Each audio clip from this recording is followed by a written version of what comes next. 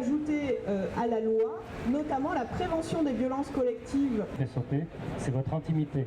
Seule l'existence de la vie privée permet... Et la conscience, alors que le gouvernement misait sur une procédure, des gens qui ont avec lui des différends. Mais avec cette loi, le Premier ministre n'aura pas besoin de l'autorisation d'un juge pour placer des personnes sous surveillance. Et cela, déjà, pour nous, constitue une violation très grave des droits individuels de chaque individu.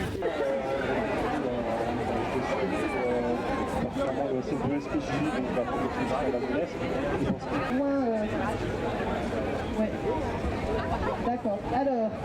Le projet est très vague dans son champ d'application, qui n'est pas que sur le terrorisme, mais qui concerne aussi les intérêts de la diplomatie, les intérêts économiques, voire les manifestations. On retrouve en fait avec ce processus, avec ce projet de loi, exactement ce qu'on a observé au moment du Patriot Act. C'est-à-dire que les Américains ont fait passer des lois qui voulaient rendre légal ce qui ne pouvait pas l'être. Et on l'a vu que ce soit dans l'utilisation de la torture ou que ce soit dans l'utilisation de la surveillance de masse. Aucun État ne peut détourner la loi pour que celle-ci lui permette de faire ce qu'il souhaite.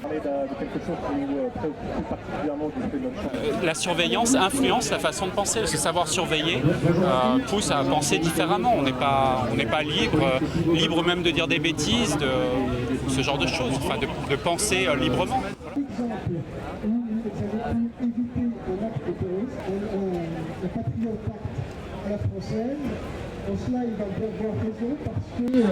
C'est possible que ça m'incite à utiliser d'autres moyens de communication de temps en temps sur Internet. Oui. La parole directe.